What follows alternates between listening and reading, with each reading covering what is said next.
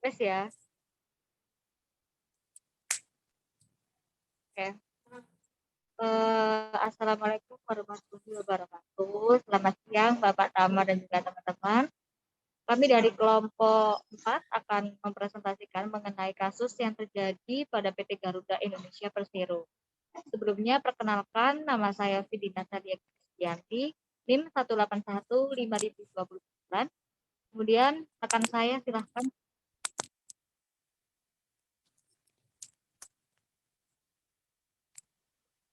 Saya Melena Putri, NIM 181500151.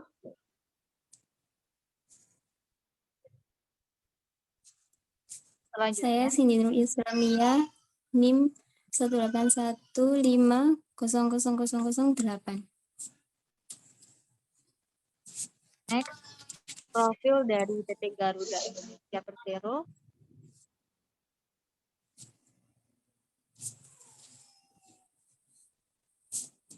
Baik, Garuda Indonesia merupakan maskapai penerbangan yang ada di Indonesia yang menguasai 50% pasar penerbangan domestik. Berkat perluasan customer service dan kerjasama dengan maskapai penerbangan lain, Garuda Indonesia menjadi pemain penting di pasaran internasional untuk melayani pasaran yang sangat luas. Garuda Indonesia memiliki 40 kantor cabang di seluruh Indonesia dan 38 kantor cabang di berbagai kota di seluruh. Untuk slide selanjutnya akan dijelaskan oleh rekan saya, silahkan.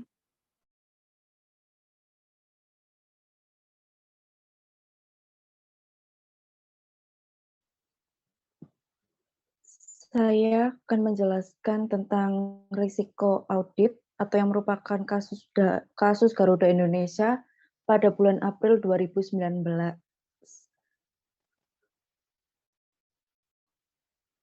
Komisaris Garuda Indonesia menolak menandatangani laporan keuangan Garuda Indonesia karena tidak sesuai dengan penyertaan standar akuntansi keuangan. Jajaran direksi Garuda Indonesia dipanggil oleh Bursa Efek Indonesia atau BEI, kemudian Otoritas Jasa Keuangan atau OJK meminta verifikasi laporan keuangan Garuda Indonesia pada Bursa Efek Indonesia. Next.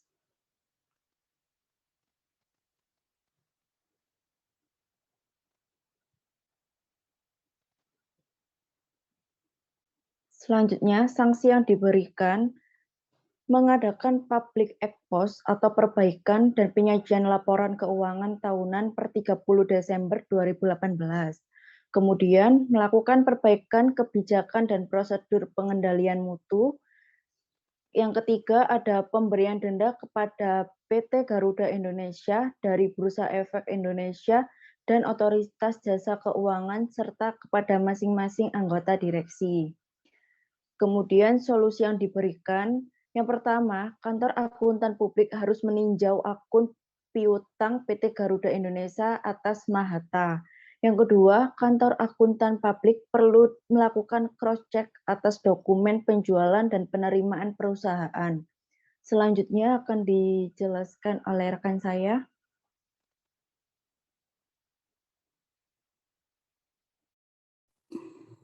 Baik, selanjutnya untuk kasus Garuda Indonesia, yaitu risiko operasional yang terjadi pada bulan April 2019, yang mana kasus ini dimulai dengan adanya gugatan dari seorang penumpang pesawat Garuda Indonesia, yaitu DRA Kosmariam Jatikusumo, menggugat PT Garuda Indonesia sebesar 11,25 miliar.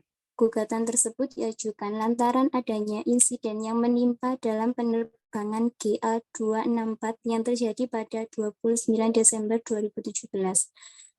Kasus dari gugatan tersebut merupakan bagian dari risiko operasional yang diakibatkan oleh tidak adanya atau tidak berfungsinya prosedur kerja, kesalahan manusia, kegagalan sistem, dan atau adanya kejadian-kejadian eksternal yang mempengaruhi operasional perusahaan.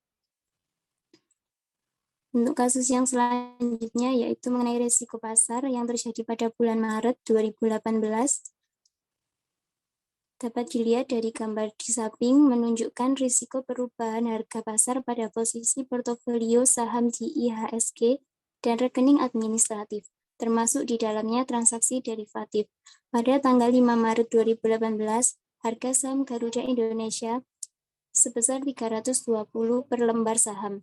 Namun karena kasus yang terjadi, harga saham Garuda Indonesia pada 13 Maret 2018 hanya sebesar 296 atau turun sekitar 7,5%.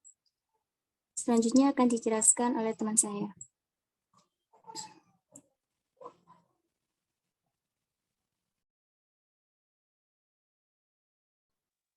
Ya, terima kasih. Selanjutnya, cara meminimalisasi resiko pada PT Garuda Indonesia adalah yang pertama, memastikan seluruh pegawai mengerti dan memahami profil risiko mereka. Yang kedua, memastikan seluruh pegawai memiliki kemampuan dan keterampilan bekerja yang memadai. Yang ketiga, memastikan seluruh pegawai menjalankan SOP dengan benar dan lakukan evaluasi. Yang keempat, melakukan pengendalian dan mitigasi risiko berdasarkan frekuensi kejadian dan dampaknya. Dan yang terakhir adalah mengalihkan risiko kepada pihak ketiga atau asuransi, misalnya, untuk risiko yang kejadiannya jarang namun dampaknya besar. Nah, dengan demikian, seharusnya risiko-risiko yang dihadapi perusahaan dapat ditekan, sehingga target pencapaian kinerja perusahaan tidak terganggu oleh berbagai macam risiko kejadian yang merugikan perusahaan.